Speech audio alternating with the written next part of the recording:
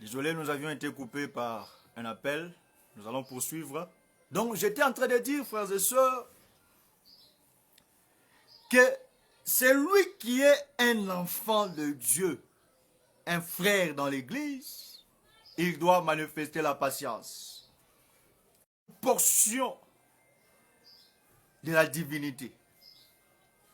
C'est pourquoi Jésus, à l'âge de 12 ans, a manifesté la patience, quelle que soit la charge qu'il avait.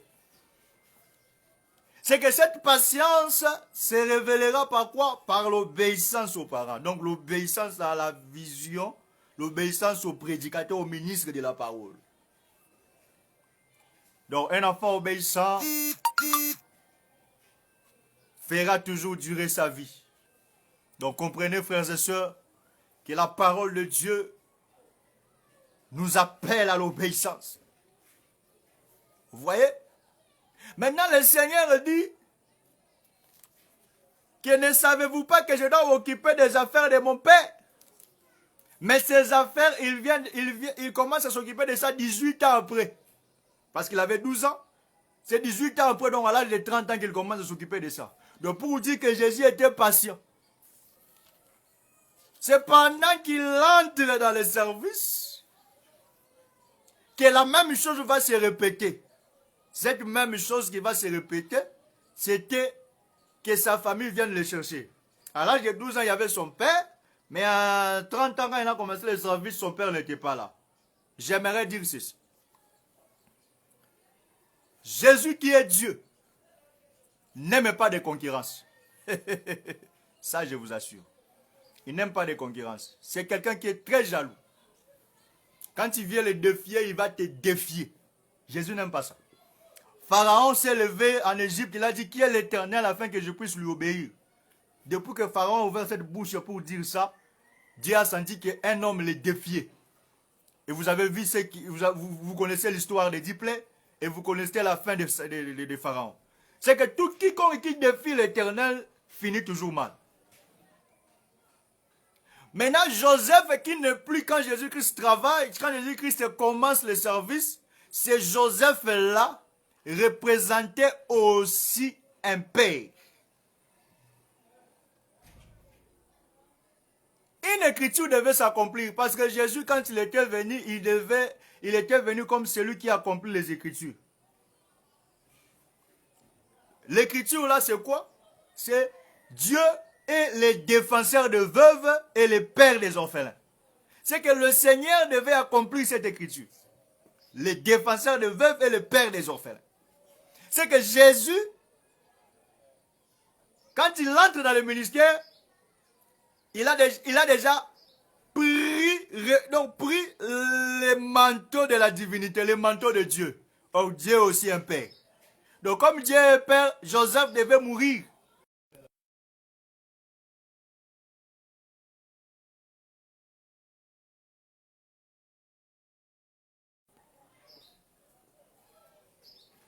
Remarquez, frère.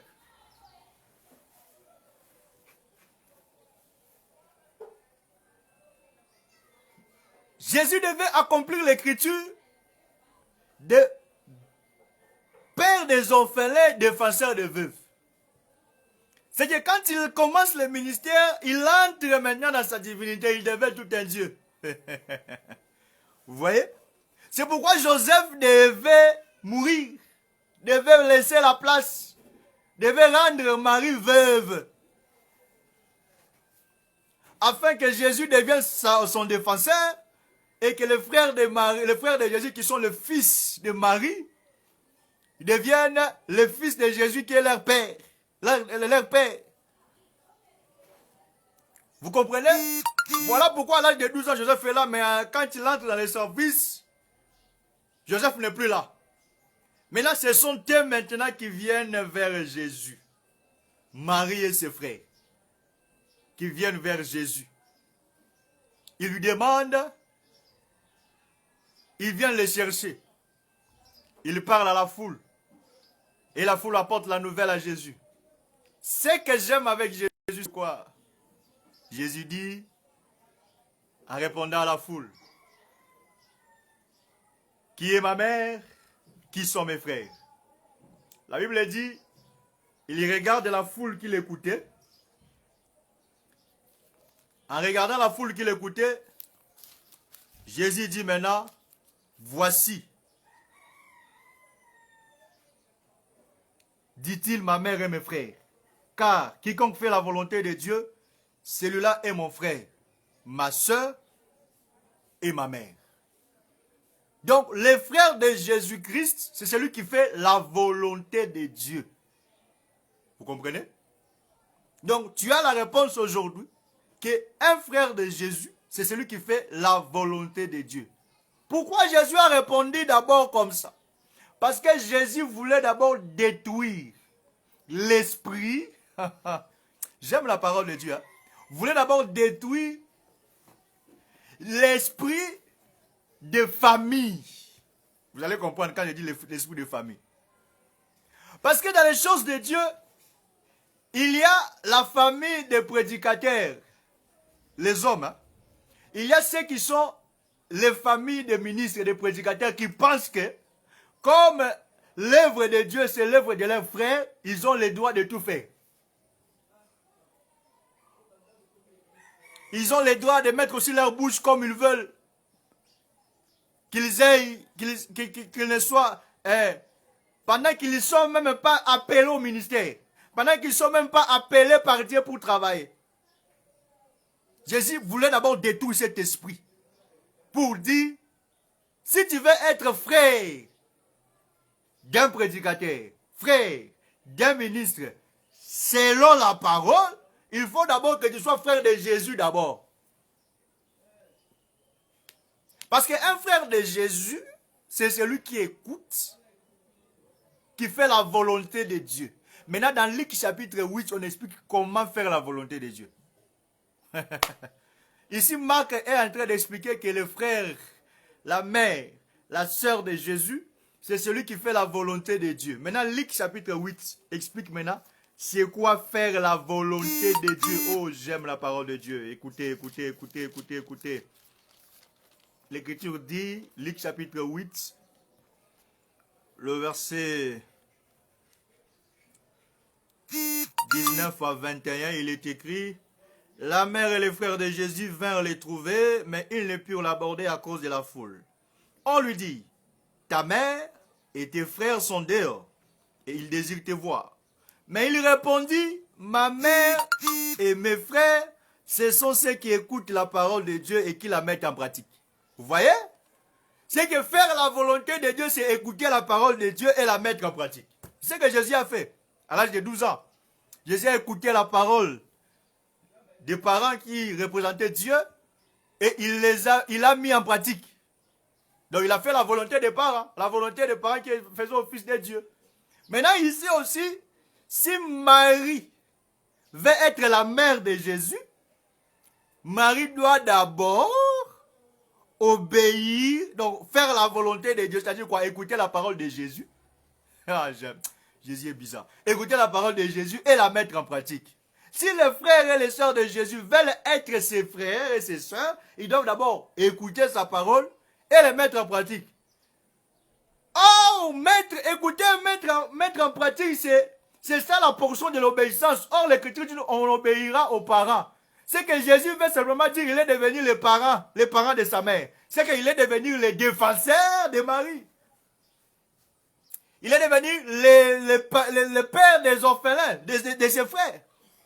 C'est que Jésus a pris déjà la paternité sur Marie et sur ses frères. Quand il dit ça, c'est qu'un frère de Jésus et mère de Jésus, c'est lui qui fait la volonté de Dieu, c'est lui qui écoute la parole de Jésus et la met en pratique. Oh là là, quelle merveilleuse chose. Oh mon Dieu, mon Dieu, mon Dieu, mon Dieu. Jésus dit dans Marc chapitre 3, le verset 35, car quiconque fait la volonté de Dieu, celui-là est mon frère, ma soeur et ma mère. Ah, maintenant, il va expliquer c'est quoi faire la volonté de Dieu. C'est écouter la parole de Jésus. Ah, j'ai compris que Jésus est Dieu. Ah, Bible. J'ai compris que Jésus est Dieu. Parce que celui qui fait la volonté de Dieu doit obéir à la parole à la parole de Dieu. Mais là-bas, Jésus dit que la parole de Dieu, là, c'est sa parole. Donc, Jésus est Dieu. Soyez béni, toi qui comprends que Jésus-Christ est Dieu. Et que la grâce de Dieu te soit répandue. La force de Dieu te soit répandue. Et que le Seigneur t'ouvre les portes là où tu es. Et qu'il t'accorde plus de bénédictions au nom de Jésus. Maintenant, remarquez, frères et sœurs. Jésus qui dit que sa mère et ses frères sont ceux qui font la volonté de Dieu. Il veut simplement expliquer que pour être sa famille, il faut donc dans sa famille, il y a la mère, il y a les frères et il y a les sœurs. Que Dieu te bénisse. Nous allons aborder ça dans notre prochain audio pour expliquer maintenant dans cette famille qui représente la mère, qui représente les frères, qui représente la sœur. Vraiment que le Seigneur de grâce vous bénisse, que le Seigneur de paix vous fasse, vous rende, vous bénisse abondamment et que la grâce de Dieu soit répandue sur vous. Que Dieu soit le maître de ta vie, que Dieu t'ouvre le porte à cause de ce message que tu as entendu, que Dieu t'accorde sa grâce, que Dieu te bénisse richement et que la faveur de Dieu te soit grandement multipliée. Nous allons prier pour vous. Seigneur, fais en sorte que ce peuple qui nous écoute puisse, ô Dieu de grâce, Père, être béni et que cette parole transforme, ô Dieu, le cœur.